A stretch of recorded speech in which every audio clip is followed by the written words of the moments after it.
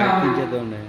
మరి అంతర్జాతీయ మహిళా దినోత్సవం రోజున మనందరం కూడా ప్రతి సంవత్సరం సన్మానించుకుంటున్నాం. అంత మాత్రాన మనందరం కూడా మహిళా సాధికారత సాధించినట్టు అవుతుందా అంటే కాదనేది నా అభిప్రాయం. ఎందుకంటే మహిళా సాధికారత అంటే ఏంటి?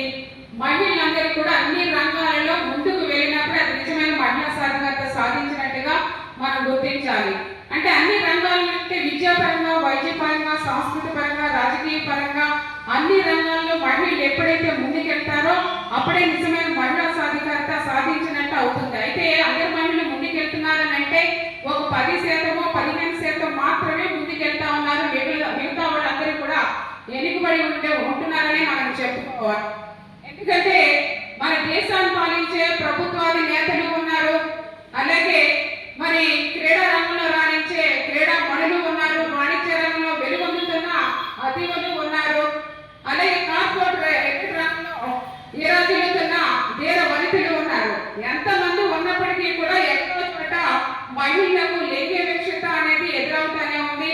అంటే పురుషుడు మాత్రమే ఈ పని చేయగలడు అని చెప్పేసి వాళ్ళు స్త్రీని చేయలేరు అని భావం వాళ్ళలో ఏర్పడటం వల్ల లింగ వివక్షత అనేది పెరిగిపోతా ఉంది. ఈ పని పురుషుడు మాత్రమే కాదు, స్త్రీలు కూడా చేయగలరు భావన ఎప్పుడైతే మనలో వస్తుందో అప్పుడే మనం నిజమైన మహిళా సాధికారత సాధించినట్టు అవుతుందని మనం చెప్పుకోవాలి. మరి జవహర్ లాల్ నెహ్రూ గారు కూడా ఒక మాట చెప్పారు. అదేంటంటే మరి స్త్రీ జీవన ప్రమాణాలు దేశ పట్టుగమ్మలు అని చెప్పి ఆయన చెప్పడం జరిగింది. అంటే చిన్న చిన్న దేశాలన్నీ కూడా మహిళా శక్తిని సమర్థవంతంగా వినియోగించుకొని ముందుకెళ్తా ఉంటే మన దేశంలో మాత్రం వంట పని, ఇంటి పని అని చెప్పి అక్కడే ఆగిపోతా ఉన్నారు. దీనికి ప్రధాన కారణం ఏంటంటే లింగ వివక్షత. అంటే మనం పనిచేసే చోట, ఆఫీసుల్లో కానీ, చదువుకునే చోట, కాలేజీల్లో కానీ ఎక్కడో చోట అనేది మనకి లింగ వివక్షత అనేది ఎదురవుతూనే ఉంది. చాలా మంది మన 13 లక్షల మందికి పైగా వార్డు మెంబర్లు ఉన్నారు, సర్పంచ్లు ఉన్నారు, జడ్పీటీసీలు ఉన్నారు, ఎంపీపీలు ఉన్నారు, ఎంపీటీసీలు ఉన్నారు.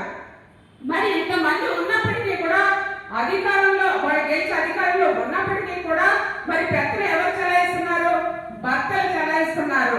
మేమే చేయగలం, మీరు ఇంట్లోనే ఉండండి అని చెప్తున్నారని అంటే అక్కడ కూడా లింగ వివక్షత అనేది ఎదురవుతానే ఉంది. అంటే లింగ వివక్ష సూచిలో మన భారతదేశం 108వ స్థానంలో ఉంది. కాబట్టి లింగ వివక్షత ఎప్పుడైతే పోయి ఆడవాళ్ళు మగవాళ్ళు ఇద్దరు కూడా సమానమే అని చెప్పి ఎప్పుడైతే భావిస్తారో అప్పుడే మనం ముందుకెళ్ళడానికి అవకాశం ఉంటుంది. అలాగే మనం బొమ్మరిల్లు సినిమా చూసాం. ఆ సినిమాలో ప్రకాష్ రాజు వాళ్ళ కొడుకు అడుగుతా ఉంటాడు, నాన్న అన్ని పనులు నువ్వే చేసేస్తే మరి మీరేం చేయాలి నాన్న అని అడుగుతాడు. ఆ విధంగా అన్ని పనులు మగవాళ్ళే చేసుకుంటా పోతే ఇంకా మహిళలకి ఎప్పుడు అవకాశం కల్పిస్తారని అడుగుతా ఉన్నాను. అందుకే స్త్రీ ఎక్కడ చేస్తూ పూజ్యంతే రమంతే సత్వ దేవత అన్నారు కదా.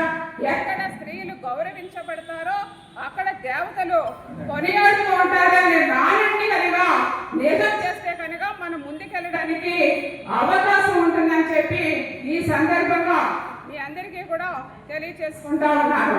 కాబట్టి మహిళలందరూ కూడా తమ ప్రతిభను ముందు పెట్టి వెలికి తీసి కనుక మీరు ముందుకెళ్ళినట్లయితే నిజంగా మహిళా సాధికారత అనేది సాధించడానికి అవుతుంది. అలాగే గత ప్రభుత్వంలో మనం చూసాం, జగన్మోహన్ రెడ్డి గారు సంక్షేమం విషయంలో మరి ప్రజలందరికీ కూడా చిన్న చిన్న లోన్స్ అనేవి ఇచ్చి వాళ్ళ కాళ్ళ మీద వాళ్ళు నిలబడేలాగా, ఆర్థికంగా నిలదొక్కునేలాగా చేశారు జగన్మోహన్ రెడ్డి గారు.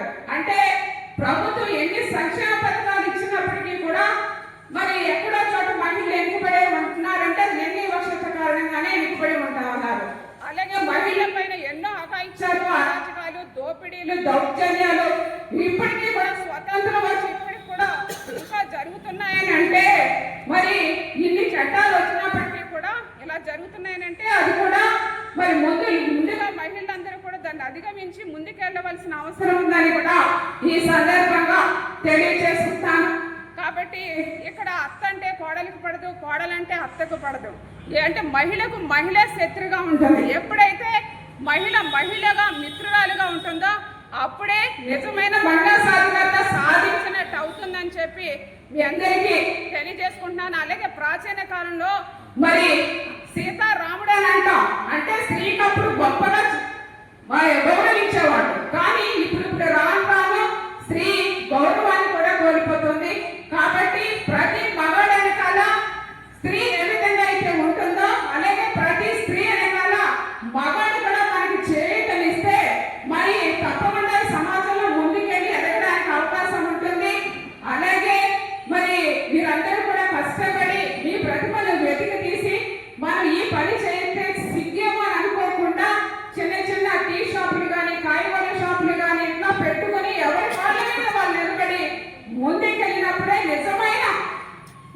సాధికారత సాధించినట్టు అవుతుందని చెప్పి ఈ సందర్భంగా మీ అందరికీ తెలియజేసుకుంటున్నాను. అసలు స్త్రీ అంటే ఎవరు?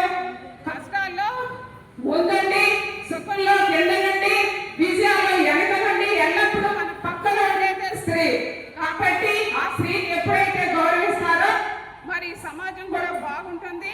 అలాగే మనందరం కూడా సాధికారత అనేది సాధించడానికి అవకాశం ఉంటుందని ఈ సందర్భంగా మీ అందరికీ తెలియజేసుకుంటూ ఇక్కడికి వచ్చేసిన మహిళలందరూ కూడా మరి మీరందరూ నాకు అండగా ఉండి ఈ కార్యక్రమాన్ని విజయవంతం చేస్తా ఉన్నందుకు ప్రతి మహిళ కూడా నేను పేరు పేరున కృతజ్ఞతలు తెలియజేసుకుంటున్నాను. అలాగే ఇక్కడికి చేసిన ఎలక్ట్రానిక్ మీడియా వారికి అలాగే పత్రికా విలేకరులందరికీ కూడా కృతజ్ఞతలు తెలియజేసుకుంటూ అలాగే మరి నేను పిలవగానే వచ్చిన DCMS మాజీ చైర్మన్ ఎడ్ల తాతాజీ గారు అలాగే స్టేట్ కార్యదర్శి అయిన ఎడ్ల తాతాజీ గారు మరి మహిళా దినోత్సవం అనగానే మహిళలు గౌరవించడానికి ఇక్కడికి వచ్చి మా అందరికీ కూడా ఆశీర్వాదాలు అందించిన ఎడ్ల తాతాజీ గారికి ప్రత్యేకించి కృతజ్ఞతలు తెలియజేస్తున్నాము.